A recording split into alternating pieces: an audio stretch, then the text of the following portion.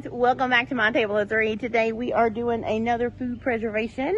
It's Saturday and I got in a bunch of strawberries today, and so I was just out here feeding the chicken some of the tops, which you guys saw from the strawberries that I've cleaned, and some of from the strawberries we've eaten already. So today we're going to be making a low sugar strawberry preserves, and I'm going to use a recipe from the Pomona's Pectin cookbook, which you guys have seen me cook before. Right now I'm just outside. I'm enjoying some, I believe this is a Thai milk tea, just a hot tea, and enjoying the beautiful day, watching my girls peck around. And in a little bit we're going to jump in the kitchen and make preserves, because I was given an abundance of strawberries. And you know me, I like to preserve what we can. So I thought, hey, why not take you guys with me on this lovely Saturday of more food preservation? You guys seem to like that, so I know it's beneficial to me. So I'm going to stay here and enjoy my tea, and then we'll jump into the kitchen in a few minutes and we'll get started. So I'll see you then. All right, so we're going to take a look at what we need for this recipe today. Of course, we'll need our fruit. This is the strawberries. There are 8 of these. Each one of these are about 2 pounds. You can see one we've already taken care of, which you see me feeding chicken tops, the tops to my chickens earlier. So we're going to process a couple more of these, probably just 1 or 2 today, maybe some on the dehydrator and some in these preserves. So we're going to use our preserving with Pomona's Pectin cookbook, our Pomona's Pectin, which I have measured out already. You're going to need a vanilla bean. This is the low sugar version, so this is about 1 1/4 cup of sugar. This is a 1/2 cup of water that's called for. This is the calcium water. Remember, this comes with your pectin. You can just mix it up, and I mix this like in June, and it's still good. You just shake it really good. I got enough for this last recipe. Then, of course, you'll need your canning supplies, the water bath, which is already on the stove, or will be on the stove soon. You'll need your jars, this recipe, which is on, let's see, on page 122 is the strawberry vanilla preserves. It says it makes about 4 to 5 8-ounce or 1/2 pint jars. So I normally get about 4, but I do 5 just so I have an extra jar, right? You don't want to be in the middle of preserving and need to sterilize another jar. And of course, I'll be using my ForJars canning lids, which you guys know I talk about all the time in my canning videos. They are absolutely my favorite. They are strong, they are durable, they seal for me every single time that I have used them since January of 2022. No complaints. They are, the seal on these, the rubber seal, which I'll show you later, is just amazing. The thickness of the lids, it is like 0.18 millimeters compared to like 10 or 12 of the leading brands that we're all used to. So I'm loving these. They also are made with stainless steel, so that means you won't get a lot of rusting over time either. So fantastic lids. I do have a code. It is table 10, so that's TABLE 10. Anytime you go to that link that I'll put below, which is my affiliate link, you use the table 10 and you will get 10% off of your order for lids. So make sure you check that out if you're in the market for lids. You'll need your little debubbler as well as your headspace measure, and of course your jar grabber to get you in and out of your canner. So that's just a quick look at what we'll need. The only other things that are needed here that we don't have, I mentioned the water bath canner that's on the stove already. You need water in that, of course. You'll need vinegar and paper towel to wipe your jars down. And then you'll need something on your counter to set them in when you're done. So yeah, let's get to processing some of these strawberries, and I'll be back when I have everything ready to go and we are ready to start. All right, guys, so remember we're using the Pomona's, preserving with Pomona's Pectin. This is a guide to low sugar or sugar alternative sweeteners. This book uses low cane sugar. It uses honey. There's stevia recipes in here. There's recipes for like apple juice, things like that. All of the jellies and jams that I do low sugar or a sugar alternative. Now, the sugar alternative, you'll have to do your own research about that to see what's safe and what your family would like, because sometimes they do change taste in the canning process. So just keep that in mind. I have canned with allulose, and it does pretty good. I use that with my candied, like my cowboy candy with the jalapeno you saw me do a little while earlier. If you haven't seen that, I'll try and put an iCard up top. But today we're going to be using this strawberry vanilla preserves. That sounded amazing. It looks delicious.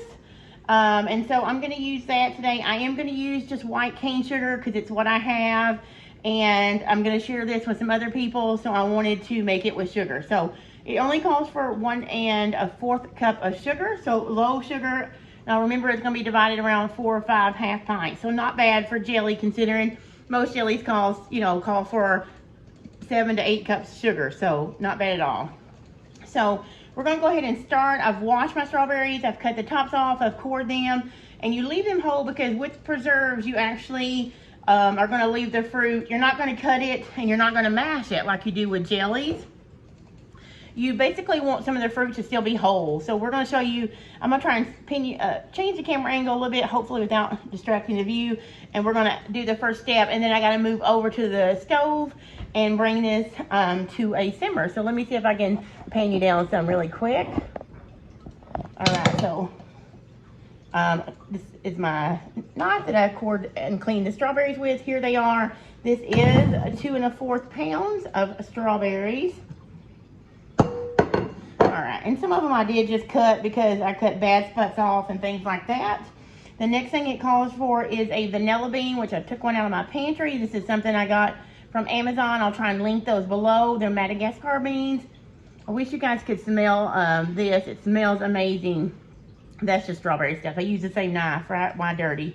So you're going to you cut the bean open and you put the seeds into the strawberries. I'm going to use one of the strawberries to wipe that off. It says to throw the bean pod in there, so we're going to do that. Then it says to add the water, which is just a 1/2 cup. Now, what we're going to do is put this over on the stove and bring it to a boil. Let's see what it says. It says to add the strawberries, the water, and vanilla seeds to the pot. Throw the pot in as well. Then it says take it to the stove, take it to a boil, and then we're going to reduce and simmer it for 3 to 4 minutes, stirring occasionally. When we get to that point, guys, I will come back and show you what it looks like, and then we'll measure out our 4 cups for our preserves, okay? All right, well, I am going to go ahead and get this over on the stove, and I'll jump back and see you guys in a minute.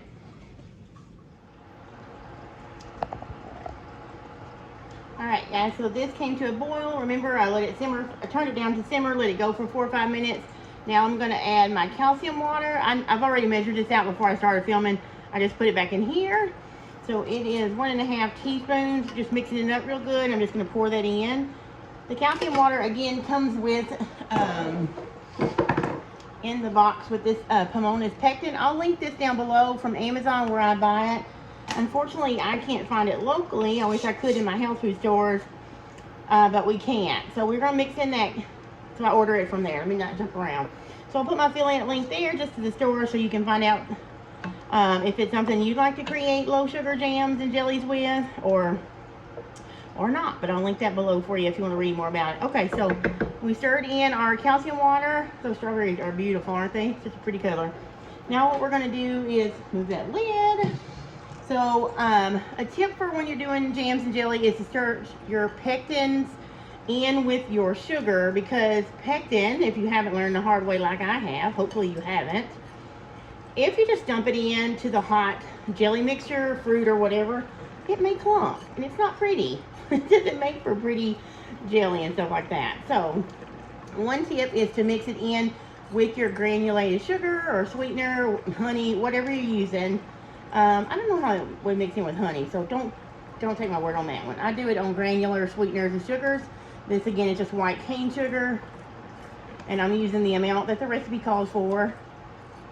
Alright, so this way, this is ready to go. So I'm going to carefully, actually switch hands, add this in a little bit at a time. You still want to add it gradually because you don't want any clumping.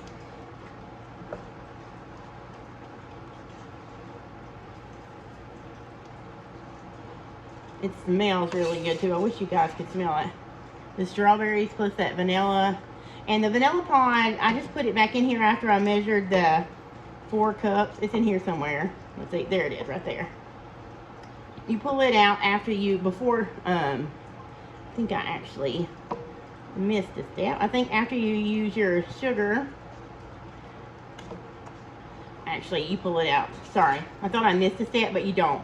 I just glanced at the book. You actually pull it out after you bring this back to a boil and let it boil for a few minutes. So you leave it in there but you pull out that whole vanilla bean before you put it in your jars. Okay, now I have to bring this back to a rolling boil, like rolling. You know, you can't stir it down, so it's not there now. So I'm going to bring it back to a rolling boil. Recipe says to let this, let me move that. After it comes back to a full rolling boil and you can't stir it down, let it do that for let me glance, 1 to 2 minutes. That way you're just making sure that the pectin and the sugars are dissolved. When we come back, I'm going to show you how I pull the vanilla bean out and discard that. And then we're going to fill our jars. I'm going to stop filming now, let this come back to a boil, and get my jars out of the hot water bath. And I will see you back in a minute. All right, you guys, so I just finished bringing this to a hard boil. It boiled for 2 minutes. Turn the heat off, and now we're going to fish out that vanilla bean, which here it is. I'm going to stick it in that bowl over here. All right, now this is sitting on, I'm going to turn you around so we can fill our jars. I'm going to show you how beautiful that red looks. All right, these jars just come out of my water canner hot water bath. Remember, I'm using the 4-jar lids. More about that in the description. A link to where you can order from my affiliate link, as well as use the code TABLE10 for your 10% off. Now let's make sure we got everything. We got our jars that are hot. Just took my lids out of hot boiling water, my debubbler and my headspace measure and my funnel. So let's get you going here. Ooh. All right, there we go. So let's go. All right, so headspace on jams and jellies, even preserves, is 1/4 inch. It's probably the lowest out of all of them. I'm gonna go ahead and move over. And what I do is I fill my jars and then I come back and measure headspace, okay? So you can do it however you're more comfortable with. I probably need to scoot this over. But I do that and then I come back, because I think there's gonna be some that I have to take some out. But we'll see, won't we? It's gonna be so pretty. Now, a preserve is also looser than a jam or a jelly, I believe. I've not made a lot of preserves, but I've eaten some, and it always seems like it's a little bit looser as far as the gel donut. And let me tell you, that Pomona Pectin, it really works, you guys. I'm making a mess, but that's okay, because that's what I do. Looks like there's going to be a little bit for us to test out on the bread. I mean, some low-carb bread back there. Okay, again, let me show you how much. It says 4 to 5. It's always pretty spot on for me. 4. This is how much is left, so not enough to do a half pint, so I'm going to move that out of the way. And oh, this one needs more. I can already tell we may have to use all that. So we're going to debubble. And we'll come back and measure our headspace. Like, you can already tell this one needs more. Maybe you can't from your angle, but I can. Okay. Let me go ahead and wipe this clean rag, and now let me measure. That one is good. That one can use a little bit more, way more, way more. Okay, so we're going to use our extra that we had in the pan to fill these. And I should have used my funnel. I'm not showing you guys proper candy. Don't do what I do. Use your funnel, right? Okay, so 1/4 inch, 1/4 inch. Okay, so this one probably has a little bit more now, but that's okay. You learn as you go, right? Learn as you go. It's all about adjusting, and I think actually measure that. Let me move it out of the way so you guys can see. That one needs a little bit more as well. A lot of times if you debubble, it's going to change your headspace. It's going to lower it because it's going to remove some of the air and kind of pack things down a bit. So that's why you always want to debubble, then measure and adjust. Okay. Let me do that again.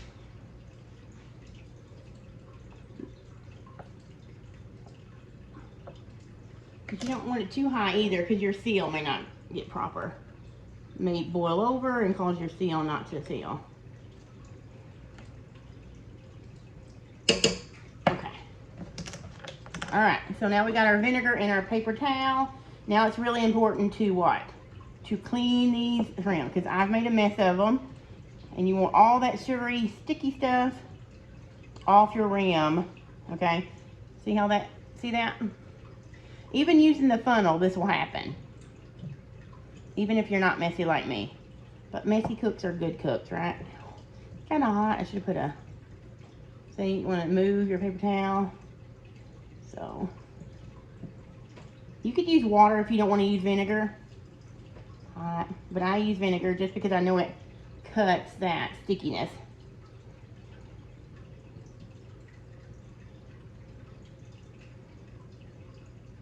And I go around. Okay, so I'm gonna start putting my 4-jar lids on. And I'm gonna make sure they're centered in the middle. And then I am gonna put rings on, which I did not grab for you guys, so I'm gonna jump over and grab those rings. But I'm just gonna put these on a fingertip tight and then put them in a water bath. You water bath this. Would have helped if I asked it. Okay. Just like many jellies and jams, you're going to water bath process this for 10 minutes. For my altitude, it's 10 minutes. Check your altitude. But for here in Arkansas, where I'm at, my elevation, it's 10 minutes. And I will turn the heat off, take the lid off, and then I will let it sit for an additional 5 minutes. And then we'll take it out of the canner and see how it turned out. And we'll listen for those glorious pings. So I'm going to get off here, put my rings on, and put them in a water bath. And I'll be back in a few minutes, okay? See you in a bit. All right, you guys, I just pulled these out of the water bath, and now they are going to sit here for 12 hours untouched. I've already heard a couple of them seal, and this is some of the stuff that was left over. It's still kind of warm, but we're going to enjoy it on some low-carb bread over cream cheese. So, again, I use these 4-jar lids that are awesome. These are going to sit for about 12 hours. Then I'll take the rings off, clean them up, make sure everything's sealed right on them, and let them sit for another 12 hours. And then that's what we have. It looks really good. I can't wait to dig in. All right, you guys, so that is it today for my preservation. This every little bit counts with that vanilla strawberry preserve from the Pomona preserving cookbook. I'll link that and the Pomona Pectin and my 4-jar link below. So, hope you've enjoyed that. If you're wondering what I'm going to do with the rest of the strawberries, well, stay tuned, because I'm actually going to be dehydrating those, and that'll be coming out in a video in a couple of weeks. So stay tuned for that. I do have a couple of collaborations coming up in September that I'm super excited about. I am pairing up with the Last Chance Cook-Off with Tony from Kettle Kitchen and some more hosts. And then also next Saturday, September the 3rd, I am going to be pairing up with Lynn over at Mennonite Farmhouse. It's been a long day already. To bring you soup timber. So I hope you join me next Saturday on September the 3rd for my recipe, and I'll see you then. I'm ready to dig in. See you guys next time. Do you hear that pop?